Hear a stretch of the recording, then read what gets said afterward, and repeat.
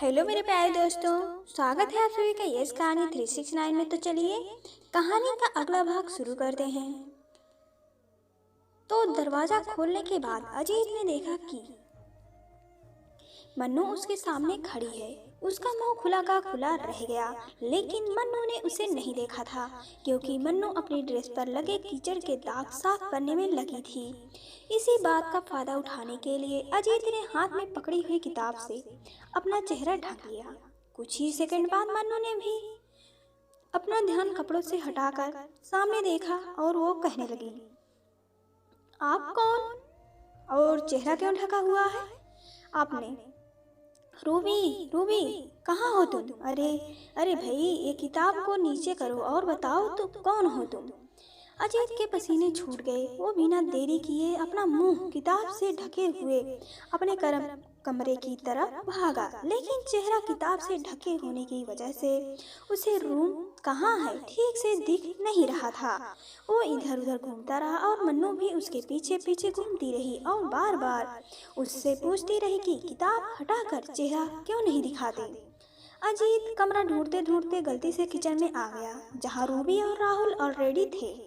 अचानक ही अजीत का पैर आलू के छिलके पर पड़ा और उसकी किताब हवा में उछली और खुद सामने रखे आटे के कटोरे पर जा गिरा और उसका मुंह आटे से सन गया।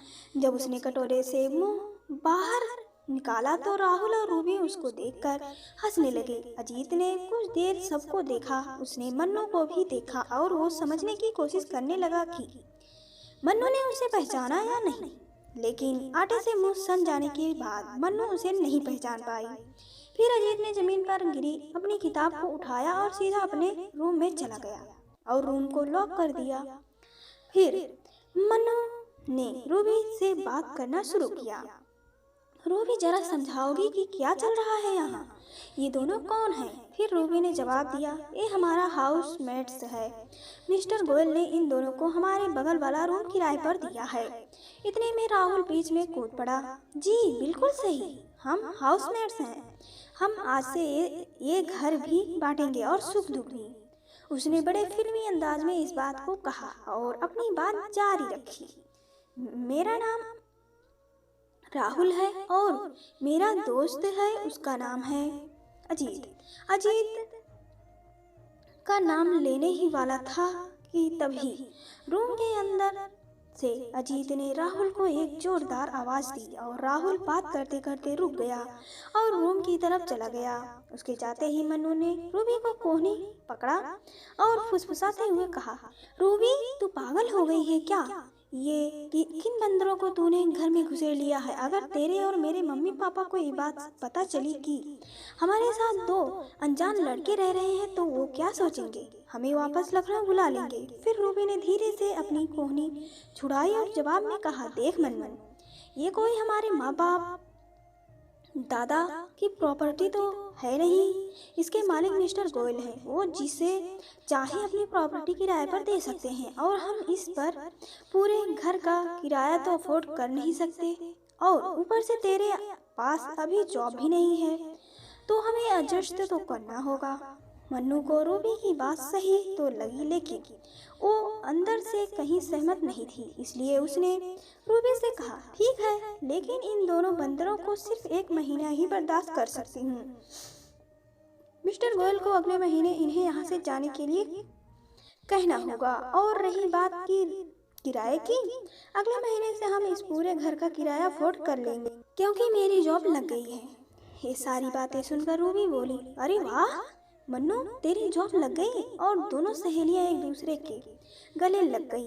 राहुल ने कमरे का दरवाजा खुलवाया और अजीत से मिलने कमरे में पहुंच गया और अजीत ने राहुल को अंदर खींचा और अपना सिर बाहर निकालकर पहले दाएं देखा और फिर बाएं और फट से दरवाजा दोबारा बंद कर लिया और फिर इन दोनों की बातचीत शुरू हो गई।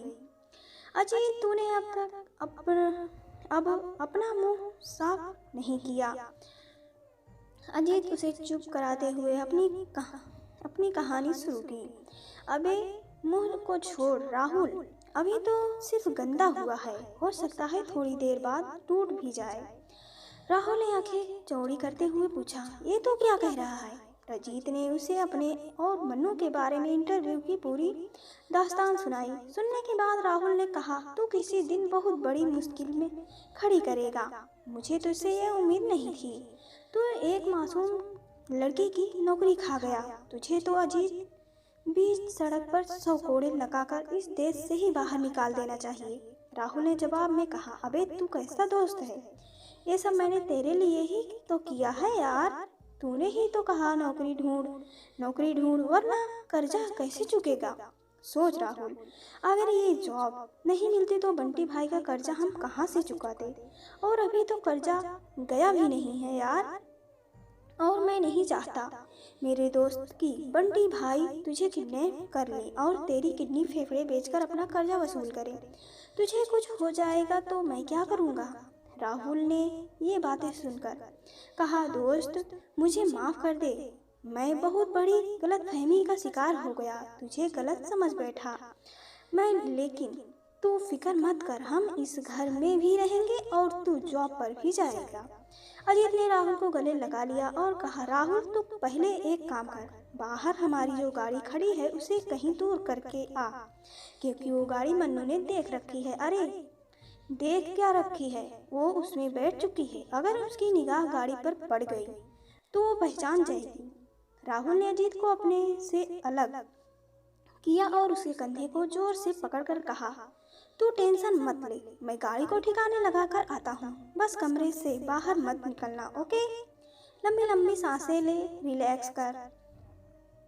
इतना कहकर राहुल कमरे से बाहर निकलकर घर के लॉन से गुजरता हुआ घर के बाहर आया तो उसने देखा मन्नू और रूबी उसी कार के पास खड़े होकर बातें कर रहे थे।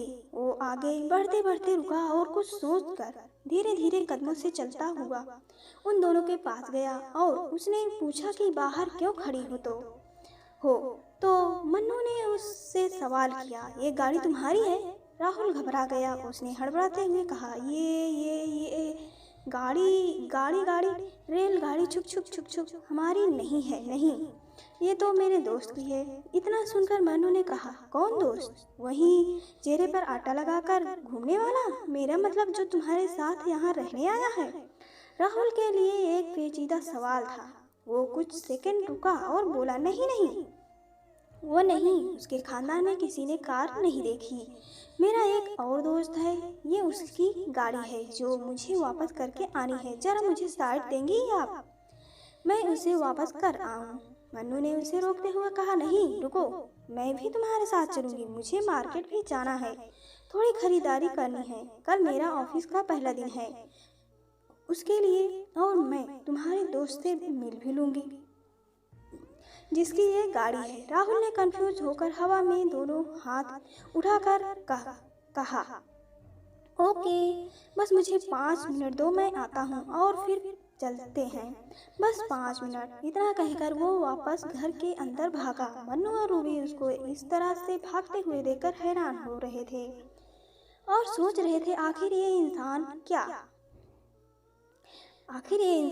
है क्या? राहुल भागते हुए कमरे के अंदर आया और उसने सारी बात अजीत को बताई। अजीत और परेशान हो गया। उसने कुछ सेकंड तक सोचा और फिर उसने कहा, ठीक है, इसका मतलब वो कार को पहचान चुकी है। अगर तू उसे नहीं लेकर गया तो उसका शक यकीन में बदल जाएगा। तो एक काम कर, उसे साथ लेकर जा।